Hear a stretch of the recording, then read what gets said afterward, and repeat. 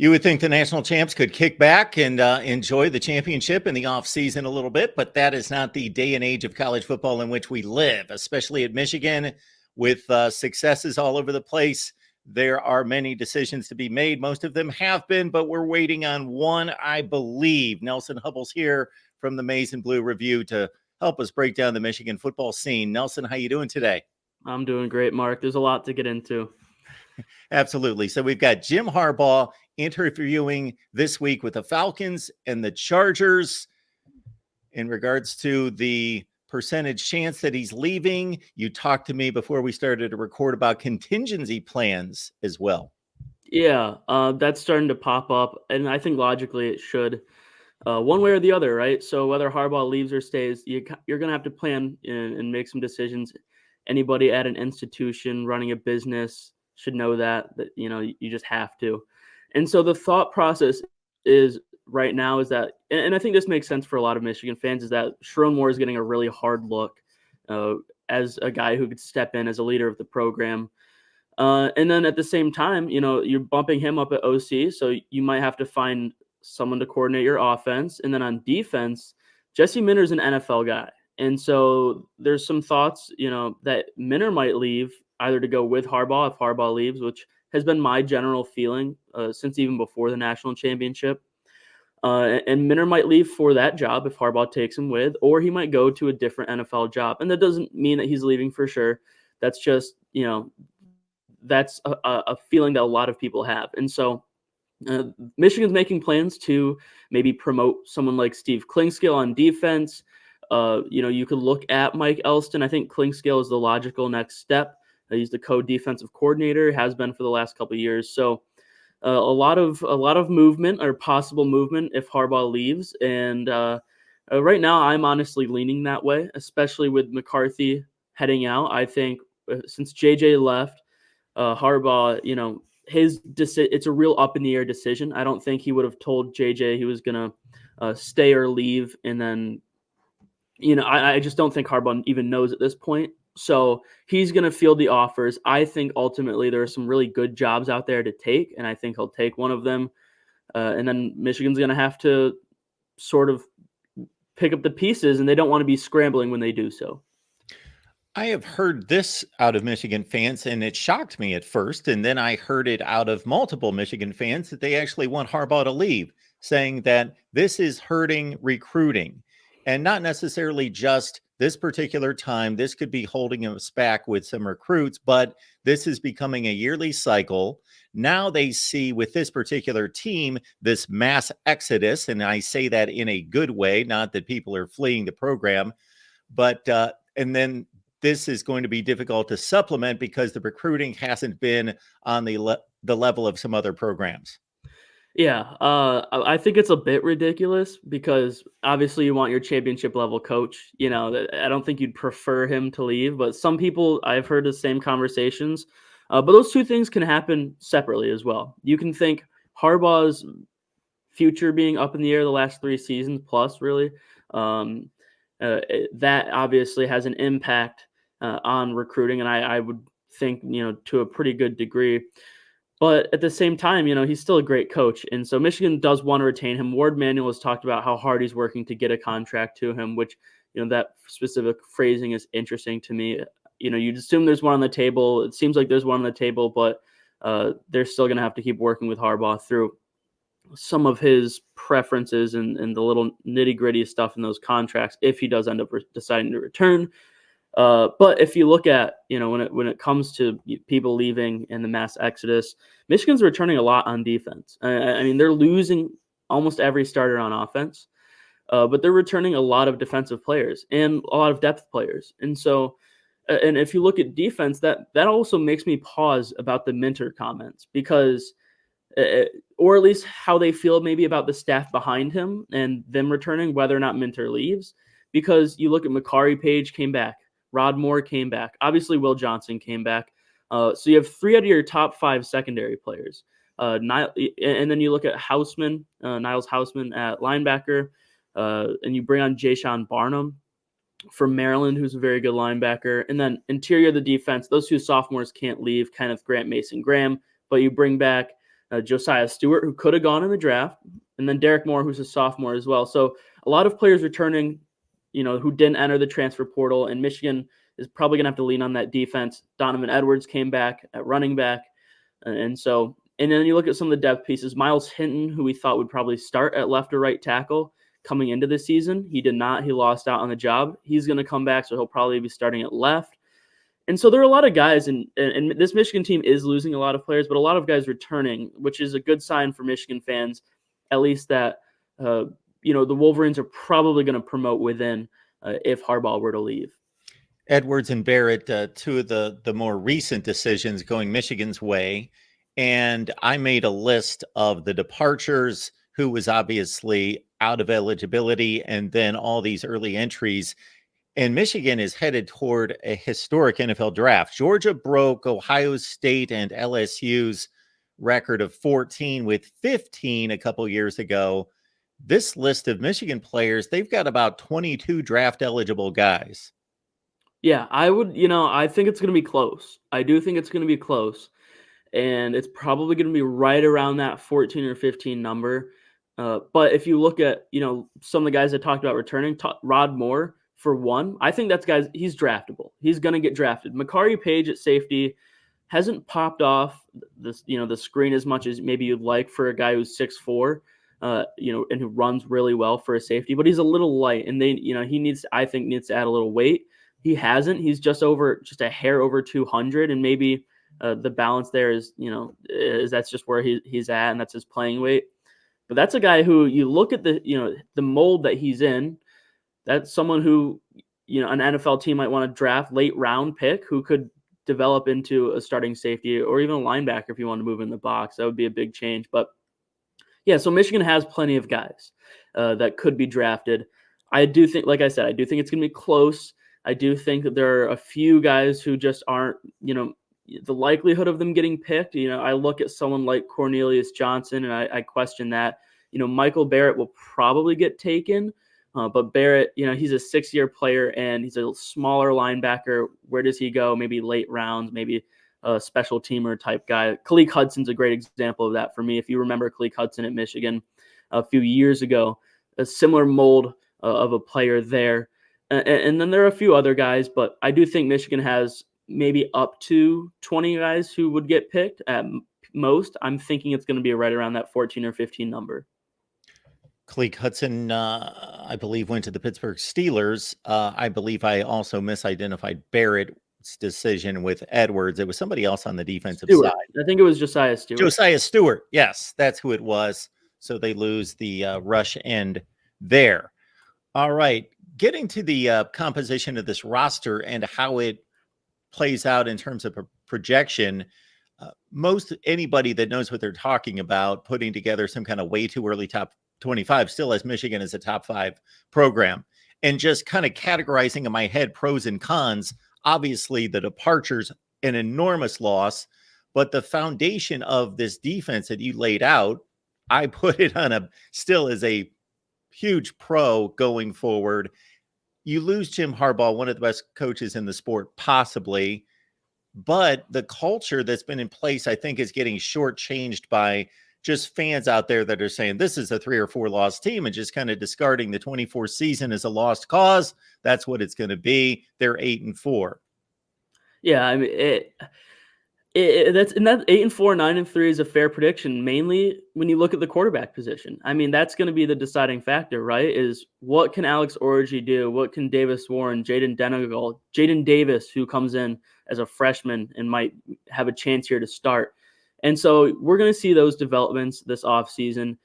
And either way, if you do end up 9-3, you still have a shot at the playoff. And the way that the Big Ten is shaped this year, so many high-level teams, and I think a 9-3, 10-2, you might have a chance to squeak in at the back end there, and so it's not a failure of a season.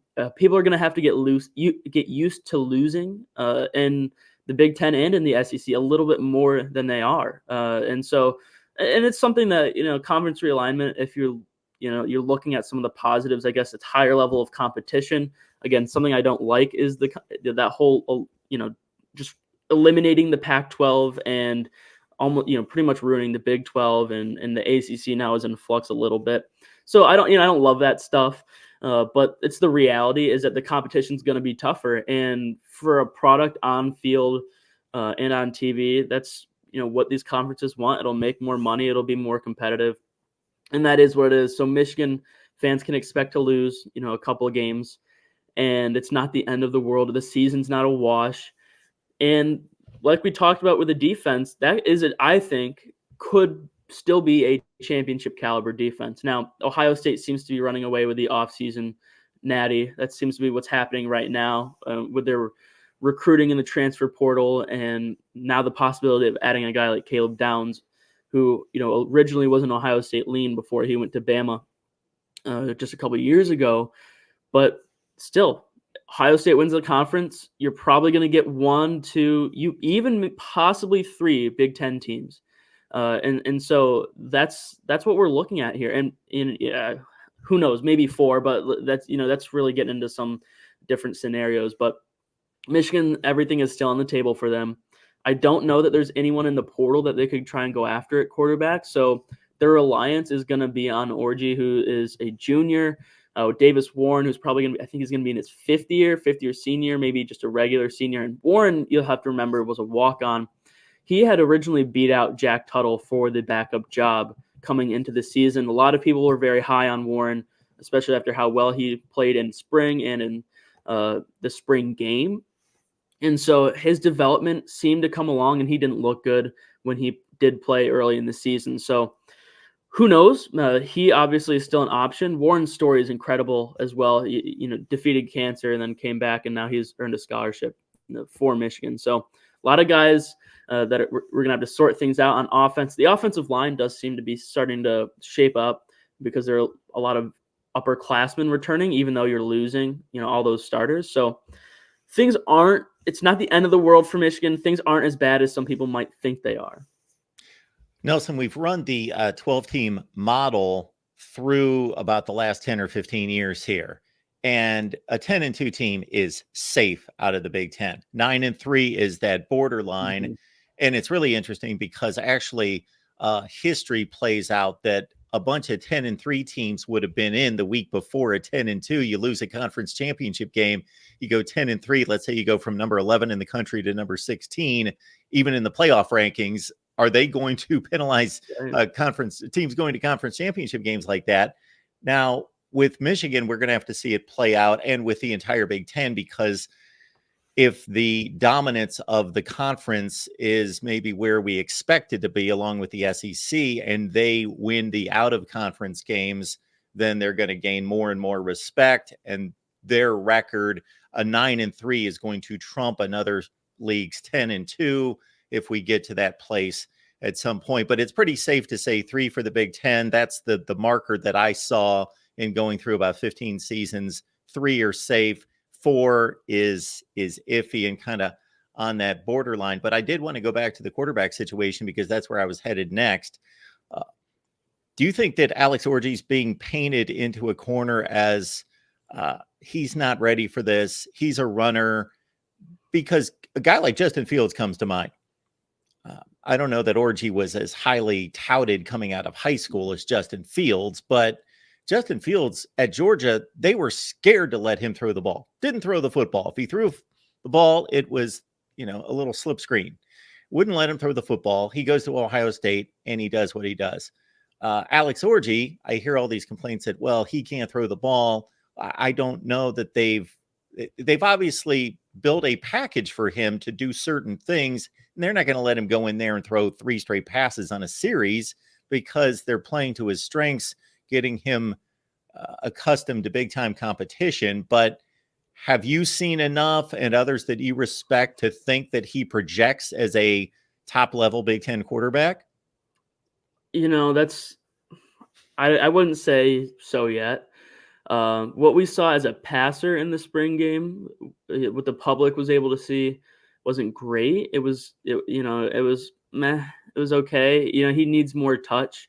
And he has a cannon for an arm, so that's not the problem. It's kind of like Fields was in the same vein. His cannon, he had a cannon for an arm. Fields, we knew, could launch it, but Was the accuracy there? Will he develop that accuracy? And that's going to be the most crucial part of this offseason for him, because if Orji can develop that part of his game, I think he's the starter. And his running ability, it brings a completely different component to this offense that we just haven't seen yet at the quarterback position.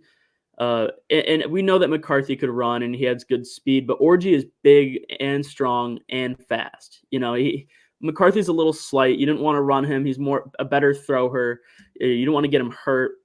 But Orji is a strong, powerful dude. And what that brings to Michigan's offense is, do we sort of shape it around him, sort of like the Ravens did with Lamar Jackson in Baltimore, or even back with Bobby Petrino in Louisville? Do we take advantage of that skill set because it's so unique and such an advantage for him against the rest of the competition? And so that could be something that's thought about as well, is, hey, we can live with his throwing maybe incapabilities or deficiencies if he doesn't develop to the point that they need him to. But as a runner, if he's a dominant enough runner, we can put him back there and feel comfortable with that and expect to win games. And it does fit with what Michigan's like to do. I mean, they like to pound the ball. And so this is a new way to do it. It'd be interesting to see if they approach it that way.